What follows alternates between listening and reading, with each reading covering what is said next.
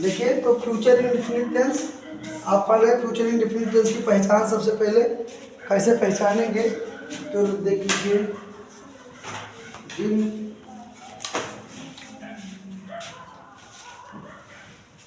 जिन हिंदी वाक्यों के अंत में जिन हिंदी वाक्यों के अंत में गा गी गे जिन हिंदी वाक्यों के अंत में गा गी गे जिन हिंदी वाक्यों के अंत में गा गी गे आदि सब आते हैं तो ऐसे वाक्य जिन हिंदी वाक्यों के अंत में गा गी गे आदि सब आते हैं तो ऐसे वाक्य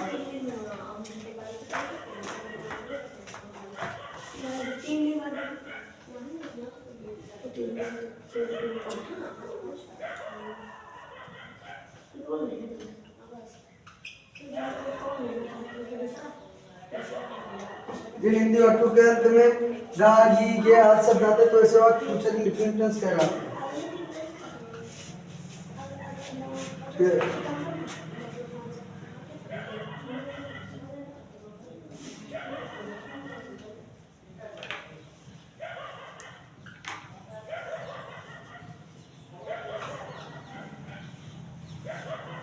अनुवाद करने के नियम।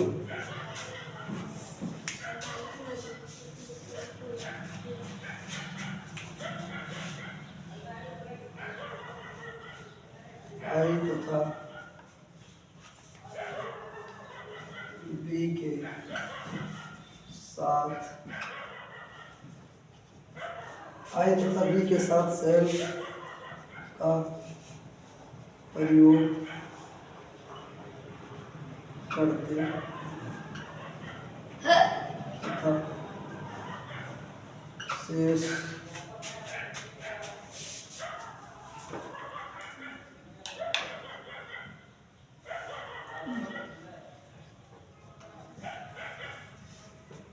शेषकर्ताओं के साथ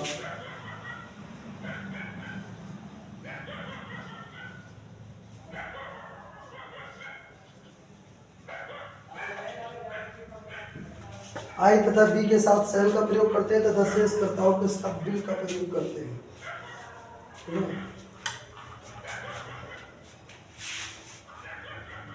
तथा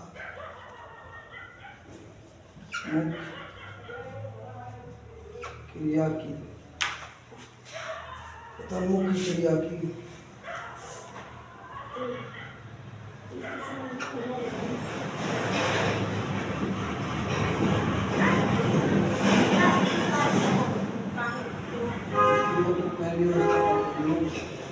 क्रिया की पहली अवस्था का प्रयोग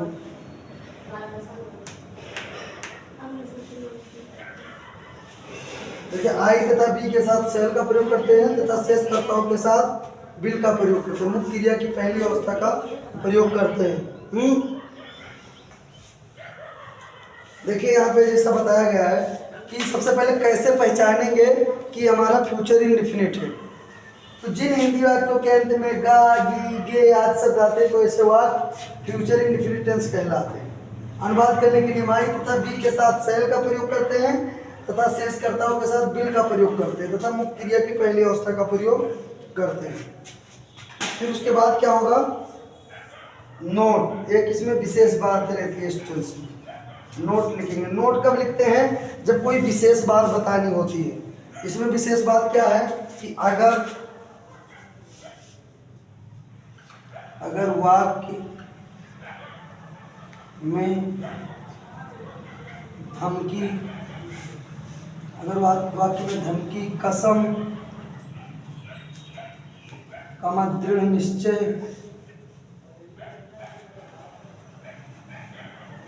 निश्चय, या दृढ़ संकल्प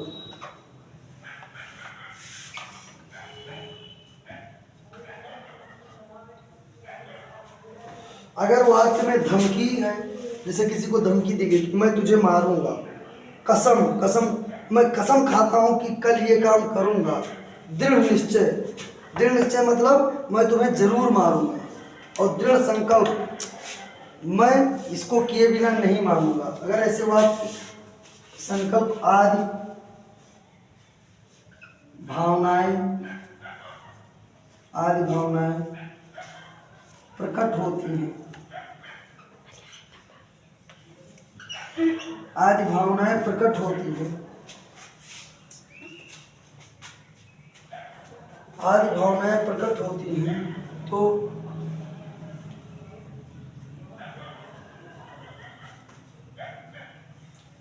ऐसे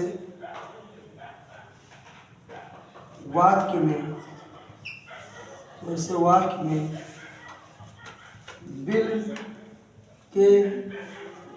बिल के स्थान पर, तो उस वाक्य में बिल के स्थान पर शैल तथा शैल के स्थान पर बिल हो जाता है। देखिए मैंने आपको लिखाया हूँ कि आई मतलब कहिए कि मैं स्कूल जाऊंगा, और या बी हम खाना खाएंगे, तो आई की अंग्रेजी मैं होती है, आई को हिंदी में मैं कहते, बी को हम कहते। अगर वाक्य में सब्जेक्ट मैं या हम है तो उसके साथ शैल लगाएंगे। क्या लगाएंगे? शैल का प्रयोग करेंगे तथा मुख्य क्रिया की पहली अवस्था का। आई और बी के साथ जितने भी करता है उनके साथ क्या लगाएंगे? बिल लगाएंगे। क्या लगाएंगे? बिल। बिल का प्रयोग करेंगे, मुख्य क्रिया की पहली अवस्था का प्रयोग। अगर कहीं उसी वाक्य में जैसे मैं की अंग्रेजी में मैं तुम्हें मारूंगा, तो इसकी अंग्रेजी में आई और इसके साथ क्या लगना चाहिए? शैल लगना चाहिए। मैंने लिखा आई के साथ शैल लगाओ, तो वहां पे क्या होगा? बदल जाएगा। क्या लगेगा? I will kill you. मतलब जब शैल लगनी चाहिए तो वाक्य में धमकी दी गई है। क्या दी गई है? धमकी। अगर वाक्य में धमकी दी गई, मैं तुम्हें मारूंगा, ये धमकी है, तो वहां पे शैल लगनी चाहिए, तो क्या लग जी? बिल। और जहां बिल लगनी चाहिए वहां क्या लग जी? शैल। जब वाक्य में धमकी होगा तो पलट जाता है। हम लिखा है नियम क्या है? आई बी के साथ शैल, बाकी सबको छोड़ के क्या लगेगा? बिल लगेगा। ठीक है, तो देखिए फार्मूला लिख दीजिए। फार्मूला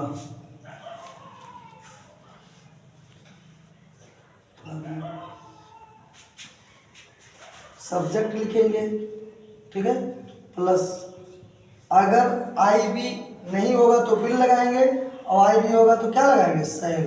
दोनों में से एक लगाएंगे, प्लस एम बी की फर्स्ट फॉर्म, मेन वर्ड की फर्स्ट फॉर्म लिखेंगे, plus object plus other word. ठीक है, ऐसे ही।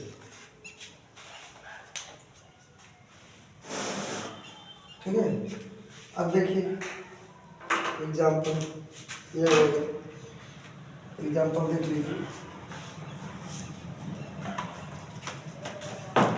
कुछ एग्जाम्पल है।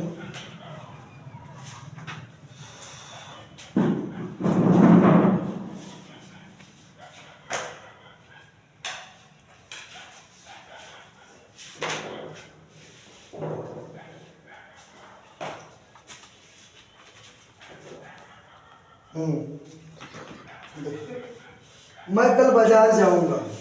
देखिए इसकी पहचान है, मैंने आपको लिखा जिन हिंदी वाक्यों के अंत में गा गी गे। मैं कल बाजार जाऊंगा, मैं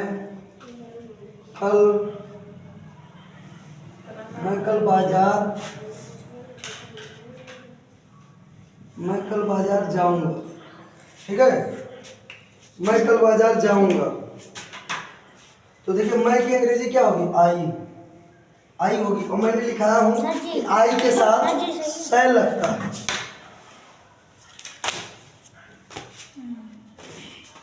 आई के साथ क्या लगता है? शैल। तो यहाँ पे लगेगा शैल।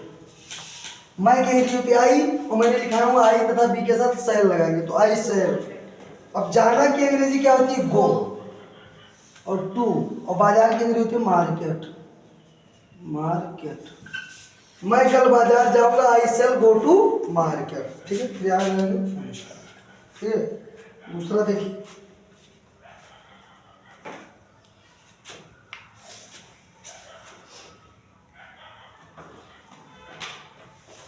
वह ये काम आज नहीं करेगा। वह जयपुर जाएगा।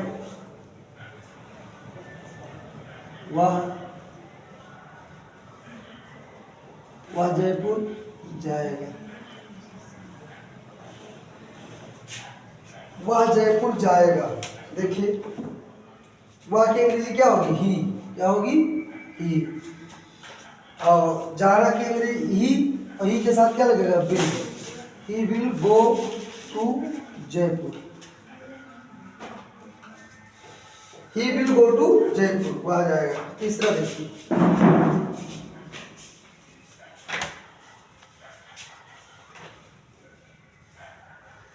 तीसरा देखिए,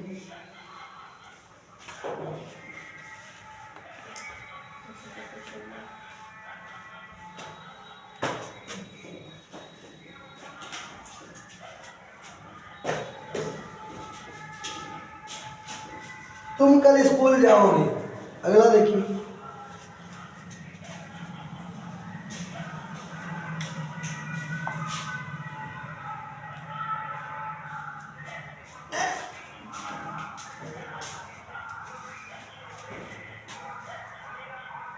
वह ये काम आज नहीं। वह तुम कल स्कूल जाओगे। तुम कल स्कूल जाओगे।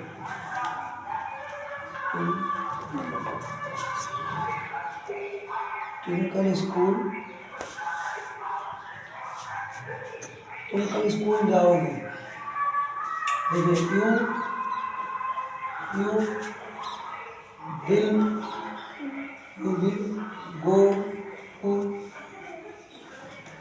You will go to school. और कल के अंग्रेजी में टुमारो।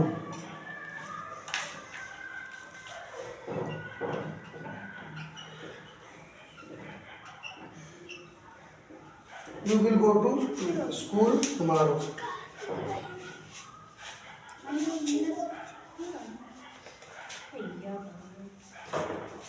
राम कल अवश्य आएगा। राम कल अवश्य आएगा।